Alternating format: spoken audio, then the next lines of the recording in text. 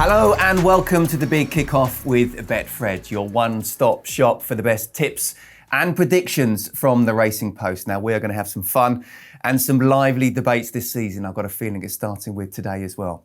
Talking top end of the Premier League in the company of the Racing Post's very own football guru, Mark Langdon. Good to see you, Mark. And you, Scott. A former teammate of mine in Glen Johnson. John, are you right? I'm good, mate. How you doing? Very well, thank you. And a former opponent who I couldn't get close to in Kevin Campbell back in the day. You okay, Kev? I'm very well, thanks, Scott. Good. Listen, shortest off-season ever. You had time to do anything at all? Not really, no. The season's gone on with the European trophies, etc. So just been still working those and doing some of my own personal stuff. And that's been it, to be fair. Got to pay the bills, Kevin. Got to pay the bills. That's why you're here now. That's right.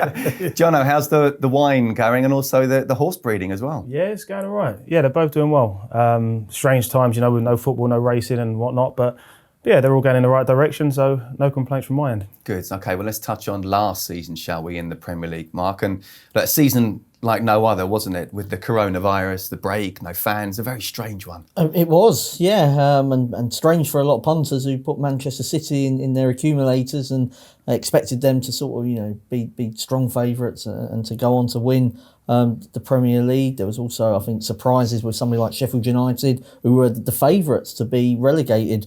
When was it? Back in August of last year. It feels like so long ago. But you know, there were a lot of surprises, and I think also I didn't expect to see Watford be relegated. So yeah, and there'll probably be some more this year as well. Glenn, how did you feel that the players dealt with the no fans and what happened since the restart? I think they all struggled in the first sort of 2 or 3 games, like I reckon we all would have done. But it was obviously all strange. But they was all going through similar scenarios. But I think it was more the fitness levels that started, because afterwards the football was quite good. And then I think as fans we ended up getting used to being no fans in the stadium. You get used to the sort of strange noise. So I think they dealt with it as well as they could, really. We'd all wish it was different, wouldn't we? But it is what it is. Yeah. What did you make of the quality of the football, Kevin? Was it an exciting end to the season for you? Yeah, it was exciting end. I thought a lot of the time you realise how much the fans are missed when you actually were watching it. Felt a bit sad at times because, you know, the away team would be getting a lot more stick going to the home games, and the home teams didn't have that boost. It wasn't a home advantage, was it? No, it wasn't a home advantage, and that played in the hands of some of the opposition teams. But you know, it is what it is, and we have to get used to it. Now, Glenn, despite what Mark said about everyone thinking Manchester City, I did actually predict Liverpool, your old club, to win the title, but not by Christmas. Yeah. What do you put their dominance down to? I just think it's obviously they've got the quality in the team, but I think it's how much they're enjoying their football. With what everyone said it over the years, if you get top players that work hard, they're going to be hard to beat. And I think they've got that class. They've certainly got the work ethic, and I think that's why they showed that dominance. And obviously with Klopp, you know, with his smiles and the way he's putting his arm around players, you can see that they're all enjoying it. Klopp said they were a results machine last season. They certainly were that. I mean, arguably played better football the season before. Yeah, I think they did churn out, I think, more victories. And there were times, particularly when you say it was won by Christmas, there were times, I remember Aston Villa away from home where they scored 2 late goals. There was a relentlessness about them that, actually, I agree. I think they did play better the year before, but it was just that City were just even better. And, you know, with their drop-off, and they'd kind of lost heart. They sort of broke City's hearts, didn't they, by Christmas, and it was all over. I think they can do it again. I know I don't want to jump too far ahead, but I don't see any reason why Liverpool is going to stop. We'll come on to that in just a second. But I thought 3 consecutive Premier League titles for Manchester City would be too much. Why do you feel they just kind of fell away? Couldn't live with Liverpool. Well, there was injuries to key players. Kevin De Bruyne got injured. It's difficult to keep that level, and that level was so relentless for City. But when you look at Liverpool's performances over the last 2 seasons, they've been the most consistent team in the world, I think. Consistently, they didn't win it. They just got pipped by Man City the previous season, so they had won the Champions League, didn't they? Yeah, they won the Champions League, so they had some belief there. So you know, everything was geared to winning the Premier League title, and you know they won it out of canter, didn't they? United finished 3rd. Just were they the best of the rest for you? Only because of the final third, the form they hit. Because there was, as we saw in their positions from the first half of the league, there was a bit hit and miss, weren't they? Because we know they can play.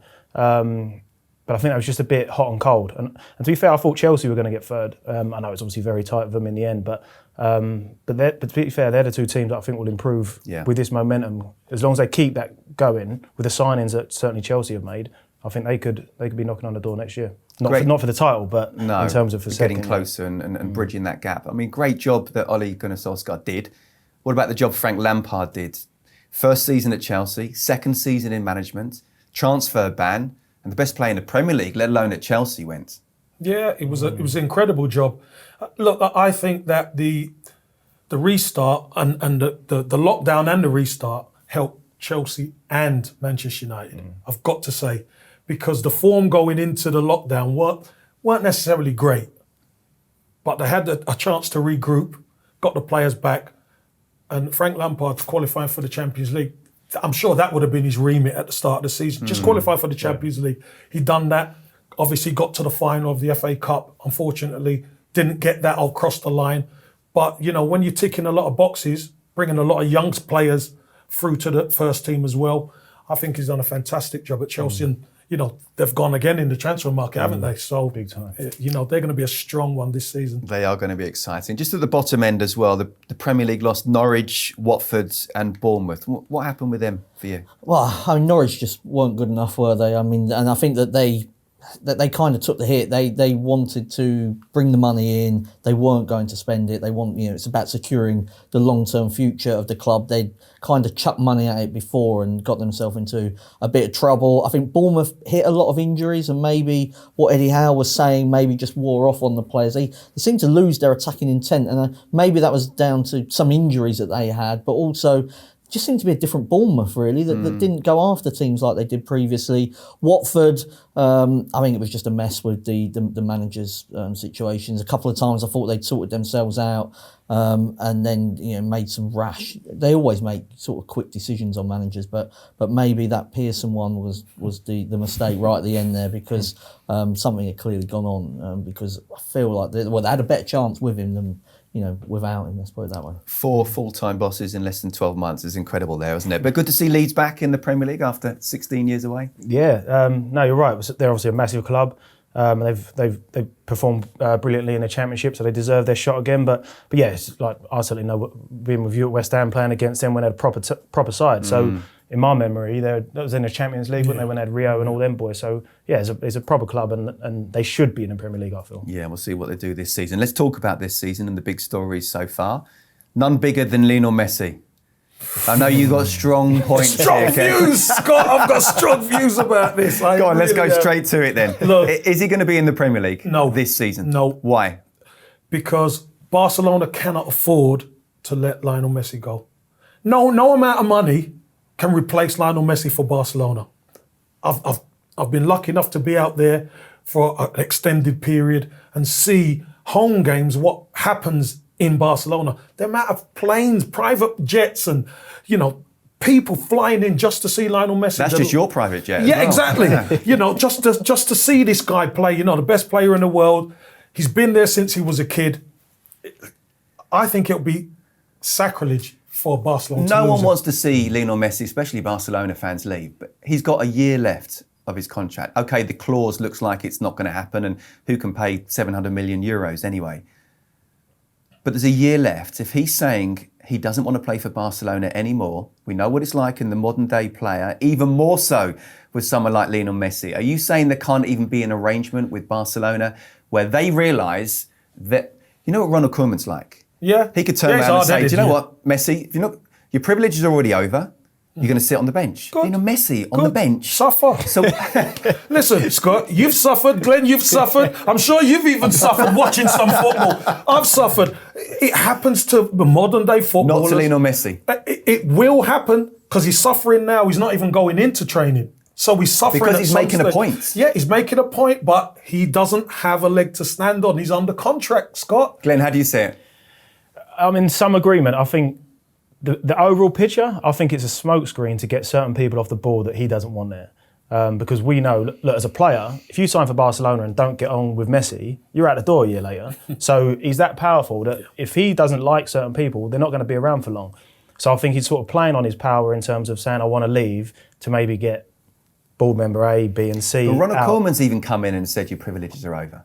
The new manager has come in and said that. Yeah, but that's probably just to... He won't be the manager for long. Well, this is it. He's not going to be there He long. might be the shortest ever Barcelona manager. That's the case. What do you think, Mark? I think that Koeman put his sort of size 10s in it with that, you've got no privileges and getting rid of Luis Suarez, who is, best friends with Messi.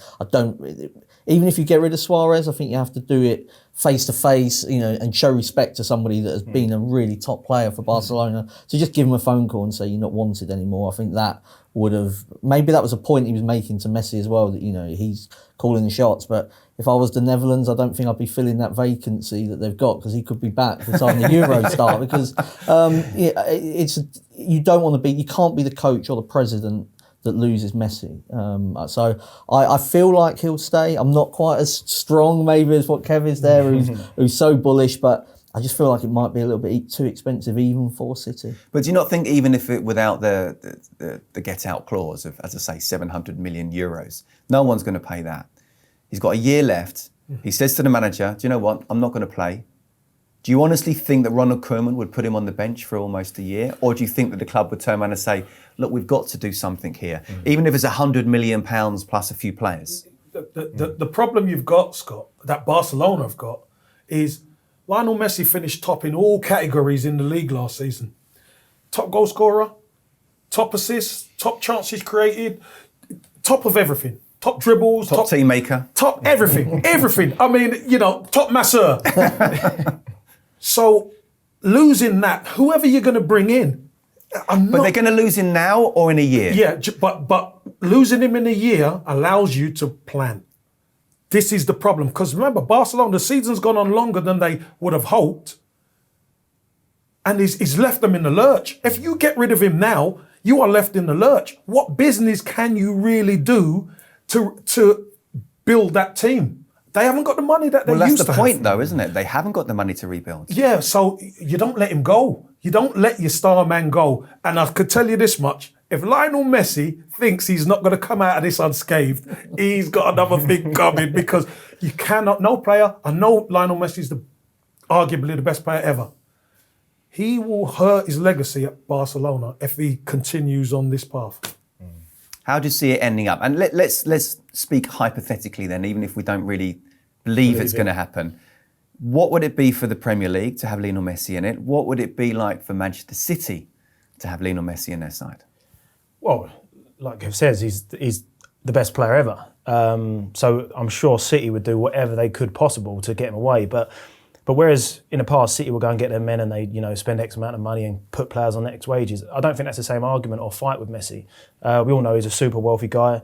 He loves his football, and that goes back to the Barca bit. I don't think him himself won't want to sit on the bench for a year. And I don't think that'll ever happen anyway, because they will have to come to an agreement. They'll either get him out now, or he will get the people he wants out, and then he'll play and it'll all be hunky-dory and move on. Privilege not over. No. We shall wait and see. No. Looks like Donnie Van Der Beek is going to go to Manchester United, £40 million. People are saying he's worth double. Yeah, I don't think he's worth double. I mean, when you look at the price that the Barca paid for De Jong, I'd say that De Jong's a better player than Van Der Beek. I find it quite interesting because they've already got Pogba and Bruno Fernandes that play in those kind of attacking sort of central midfield positions. So I was just wondering I was trying to work out what Solskjaer is thinking about doing with this team. I still can't work it out. Is Pogba going to have to play more defensive? Well, Van Der Beek has played more defensive for Ajax. I mean, but it's one thing doing that in the Eredivisie, quite another trying to do it in the Premier League. So I think he's a good player. I think he improved United's squad, and I think that was an issue. Some of those United squad players, Solskjaer didn't like rotating because he didn't trust some of them coming in. But actually, central midfield wasn't the area that I felt that United were desperately short. He's a good player. I don't see him taking United to that next level, sort of on his own. Anyway, you're nodding there, Kevin. Yeah. Where do you see him fitting in? I think the squad is so important now. Squad football, and Manchester United have got a good squad, but the quality in that squad isn't quite as strong as you look at some of the others. I mean, you look at Chelsea now, you look at Manchester City. I think Liverpool are finding that out now, that they're going to have to probably beef that squad up a little bit. Maybe not start all the games, but a lot of these clubs are going for, 4 trophies? So you're going to need to be able to utilise that squad, and Ole Gunnar Solskjaer's realising that. What do you make on Liverpool at the moment? Perhaps Thiago Alcantara is going to come in. We don't know. No. Do they need to bring him in and maybe even more? I'd like to see him go, to be honest, because I think they do miss that. It sounds silly, but that magic man, like the Coutinho, because we all know when the front three are firing, they're almost impossible to stop. But you can't rely on that the whole time. I think they need a problem player in midfield that causes the opponents more of an issue, so they can't just concentrate on the front three. And look, it's hard to sort of improve on that 11 when they've just done what they've done to that league. Thiago probably would though, wouldn't he? Well, I think he would, but then dripping down to the bench, you're then strengthening the bench and stuff like that. Anyway, as you can't repeat that when you're two injuries away from weakening the team. So I think he's a sort of player I'd like to go, and I think it'd be close, to be honest. In terms of Man City, what do you think of their dealings so far? And listen, we've still got, as we speak, over a month to go before the window finishes. I like Torres. I think that pace was one thing I felt that maybe City lacked when with Sane wasn't playing. That maybe that obviously you've got Sterling on one side, but to have it on both flanks, that potential to cause problems, I think would have, because Mahrez likes to get the ball and he slows it down a bit. He's got his own qualities, but I feel like he'll definitely add something to them on the counter attack. Nathan Ake, I think he's okay, but he's left-footed. Laporte's left-footed. I wasn't quite sure how you don't see too many left-footed centre-back partnerships around, so I don't know if maybe he's thinking back three or if it's just about the whole squad thing. But I still feel like I'd like to see another centre-back in there. Koulibaly's been linked. I think that would be the level of centre-back that they need to stop bleeding those really silly goals that they concede, and lose matches that they shouldn't. That was probably their major issue, really, wasn't it? What about Chelsea? Splashing the cash after the transfer ban last season? Yeah, well, Frank's pockets were bulging, weren't they? It was an embarrassment, really, that they couldn't, make any signings. But now you can see what he's doing. The way they finished, obviously, the FA Cup final and stuff. Defensively, Chelsea looked a little bit suspect at times. So, what does he do? He goes out and he strengthens the attack. He's going to go on. I'm sure there's going to be more incomings. Well, Thiago Silva's signed, isn't it? I mean, he's 35, isn't he? He's not a long-term problem, is he? But he's a real good Very player. Good. Real good player. He's a leader as well. Yeah. I think that's really important. I think Rudiger started to have a little bit of issues come the end of the season. But I could see Silva and Rudiger probably playing with some of the youngsters coming in when needed. So I think it's good business done by Chelsea, but I think there's going to be a few more players coming in. How do you see our old club doing with the signings they've made? Chelsea? Yeah, as you guys touched on it before, I think Lamps has done it, started brilliant. I think he's done it all the right way, not tried to do anything too quick. And obviously it's exciting with the players that they get coming in. And I know Christensen, someone like him working with Thiago Silva even if it's for a year, he's only going to learn more. And JT tipped Christensen to be the next JT, didn't he, back in the day? And we haven't seen that yet. But someone like him, even if you have someone like Silva there just for 18 months, he just rubs off on everyone. And it's just going to keep him going in the right direction. What do you think now about the subs rule as well? I understand why they went to 5, when they were playing every 72 hours, and we alluded to it earlier that the players weren't fit, and so I think it made sense. I don't really see the need for it now, and I think every sort of water breaks, 5 subs just feels like they're trying. I can just see a situation in 5 years' time where we're suddenly playing 4 quarters, or there's a TV ad break in the middle of this. So I just think. I think maybe 4. There could be an argument for 4 subs in time, because it wasn't that long ago. It was only 1, and then 2 and 3, and football's getting quicker. But from 3 to 5 just feels like a really big unnecessary jump. How do you see it, Jono? Yeah, no, I prefer it at 3. I think it strongly favours the big squads when it comes to 5. because you guys know that you could be playing against someone rapid for 70 minutes, they go off and you think, no, thank God for that. But then if they've got someone just as good coming on, it doesn't I used to have the think that same my whole effect. career. Right? Do you know what I mean?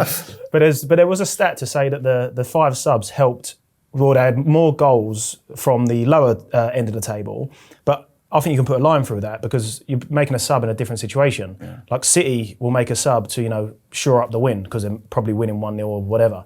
Whereas the guys battling to stay in the league, they're probably losing, so they're chucking the strikers on. Yeah. So of course they're going to have more goal interaction. So I think that's one of those rubbish stats that you can put a line through, but I'd like to see it go back to 3. Just going back to the transfers and club as well, I didn't ask you about Arsenal, of course. Yeah, well, thank you. Scott. Look, Arsenal, we've got no money, real money. We've got to sell before we could really buy. The Partey situation has been going on all close season so far. He wants to come to Arsenal, can't afford him at the moment, so we've got to get some bodies out. But Mikel Arteta's doing a really good job. He's making some of the players who were questioned better as we look at them now. And, it's winning the Community Shield against Liverpool at the weekend. He's going to give the squad and the FA Cup. Well, the FA Cup was obviously back in the last season. It was only a month ago. Yeah, but do you know what, Scott? Things get forgotten very quickly in football. And you have to move on, and you're playing the champions, and they're probably only 2 players off their full squad. Arsenal have got even Saliba, who's the new signing from last season, who was at Saint Etienne. He was on the bench. There was a lot of players missing, and they went up, won the trophy. So you say to yourself, great. If you can really bolster that team, you've got a real good chance of. They've got to be thinking of challenging for that top 4. That has to be the priority because Champions League football is what they need. Okay, let's liven it up, shall we, and get your tips. Who's going to win the Premier League? Who wants to go first? How many horse race is it? 2-horse race between City and Liverpool. And I can't see past Liverpool right now. And it kills me to say it, Scott. Let me tell you, it hurts me being an ex-Everton captain, Everton man. But they've just been so consistent. Can they keep that consistency? We said, City couldn't do it 3 times in a row. I know Liverpool have only won it once, but they've been the most consistent over the period of 2 years. So I'm going to go for the champions right now. I'm going to go for Liverpool, but it won't surprise me if City done it. Jono? So I'm going to be a bit tactical. I'm going to go. I think City will be a lot stronger than they were last year because if Liverpool win it, they're not going to win it by the 23 points. I think we all agree on that. But I'm going to go City. Because then if I'm wrong, I'll be over the moon because it's only a 2-horse race. Yeah, it is a 2-horse. So you're Liverpool, City.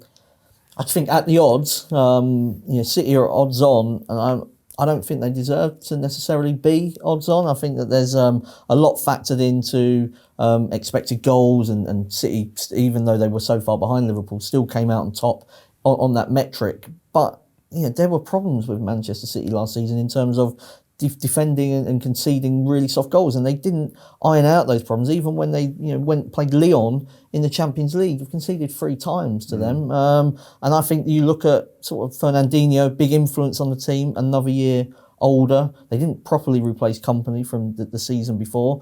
David Silva has departed. Aguero, another one. I mean, still a fantastic striker, but not getting any better at the age he's at now. So, not sure he can. Well, fair point. I mean, I still feel like he picks up injuries as well. And Gabriel Jesus is a good player, but I always feel more comfortable betting Man City when Aguero's in there. I just feel like he's going to take the chances. And Liverpool, they haven't obviously made any big signings yet, but I think if they keep Brewster, I think that's a big up on Origi in terms of that front 3. Yeah, I thought it's Sheffield United. Swansea, and he's been linked with Sheffield United. Yeah. I'd like to see Liverpool keep him, and I think Naby Keita can come in and have an influence on the midfield. He's been injured a lot. I just don't feel like there's a massive gulf between City and Liverpool. I feel like it's much closer than the odds suggest. I think it's a 2-horse race. So you're going for Liverpool. I think it's a 2-horse race. I think the same as you, Jono. I mean, it's going to be really tight. I think it's just hard for Liverpool to do back-to-back what they're doing. Yeah. We're still a month off the end of the transfer window, so we'll see. But you just get the feeling that City are going to add. Liverpool won't add as much. I don't think they'll have the bit between their teeth, to be honest with you, so I'm going for City. But it's amazing, we're all going for a two-horse race. What about then the other two places in the top four? You go, Jono. Well, to be honest, I actually think it's going to be the same top four. I think Chelsea will reverse it with United because I actually think we're getting back to the point where it is back to the top four as opposed to when it was, top six or even maybe seven. I think Chelsea, as we mentioned earlier, they have strengthened and they're going to improve definitely. I think United, if they start the way they finished last season, then they're going to be playing a big role. And I just think Arsenal and Tottenham at the moment they're just not near them.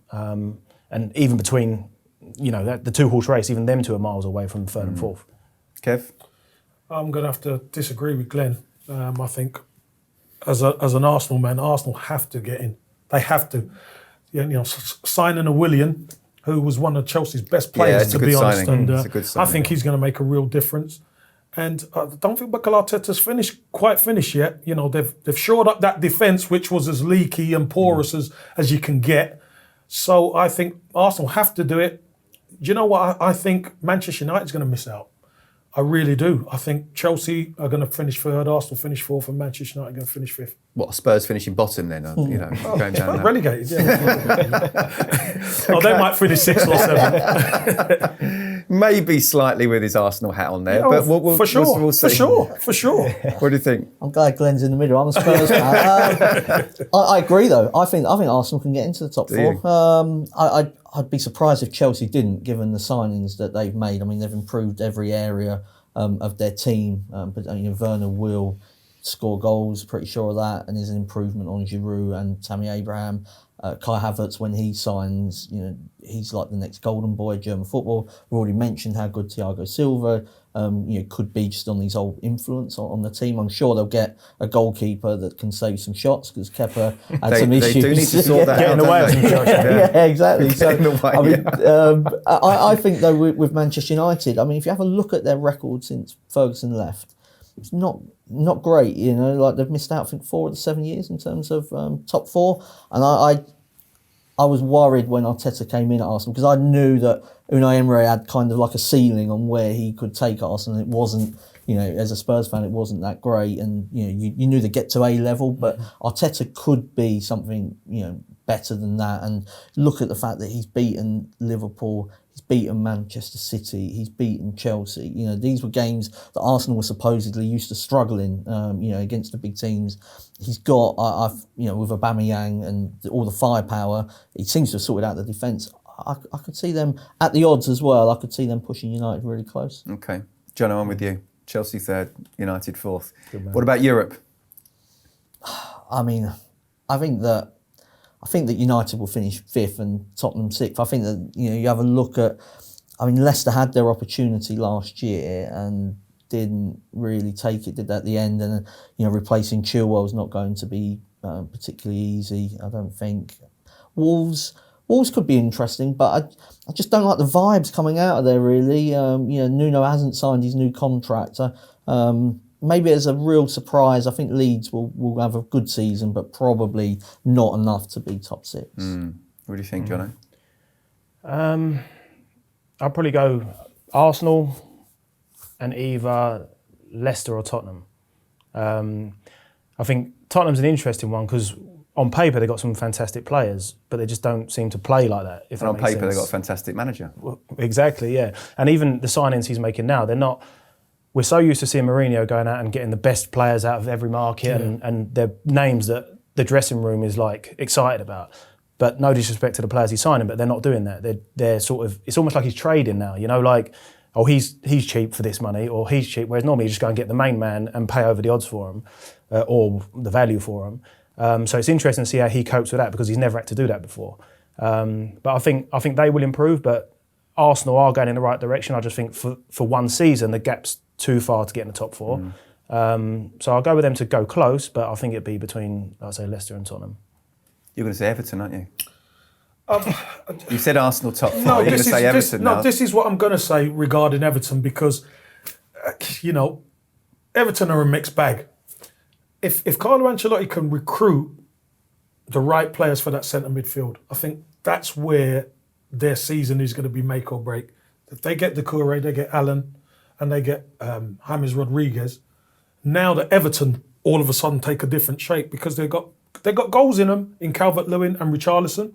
We know that. Both of them scored together was over 30 goals. But it's that central midfield. That central midfield was a little bit weak. Now they need a bit of bite in there and a bit of creativity. With those three, they get that. And you know, going to Goodison is still hard work. It still is hard work. So can Everton do it? They could, but I'm going to go for Spurs and United. That must have been hard for you to say Spurs. No, listen, Spurs are a good side. No, and I've got to say yeah. that Spurs are a good side. And I don't want to be disrespectful because I've got a lot of friends who support Spurs. But I just don't think they're quite of the level that they were. Yeah. Not that long ago. Yeah, not that long ago. Top scorer tips. Jamie Vardy, top scorer in the Premier League last season. What do you think? I don't fancy him to repeat it. He got very hot last year and was like banging them in, and eventually it slowed down, but he'd already got himself into a lead. I think Aubameyang's always a safe each way bet. Even though he's playing off the left, that doesn't seem to impact his sort of goal scoring potential. I would prefer him down the middle, but he seems happy enough to score from out there. 22 goals in each of the last 2 seasons. If I'm expecting Arsenal to improve a bit, I see no reason why he will slow down. Sort of a much bigger price. I thought that Kane has his injury problems at Spurs, and so Son, I think he was 4th in the shots on target list last season. He got injured as well, but he might be somebody that could run into a place at sort of much bigger odds. But of those are the fancy runners, I like Aubameyang. Should ask a striker.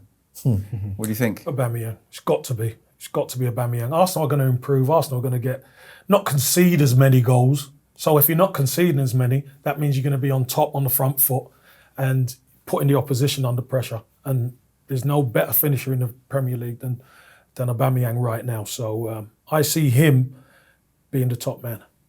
What do you think, Jono? Who's your kind of one you'd put your money on? Do you have an outside bet at all? Outside bet. It'd probably be getting very optimistic, but Werner maybe. Obviously we've seen that he can finish. I know this is a different beast in terms of the Premier League for sure, but with Chelsea, the way they go forward and attack, he's going to get a handful of opportunities. So as long as he has the same composure in the Premier League, then I think he will get a handful. But I agree with these lads. I think Aubameyang's going to be tough to beat, but if at the right price, I think it could be worth a few quid. Okay, guys, great stuff. Thank you very much. Enjoyed it. Absolutely flew by that half hour, didn't it? But that's the end of the top end of the Premier League. When we come back, we'll be talking about the relegation markets. And of course, remember, if you are planning on having a bet, please bet responsibly.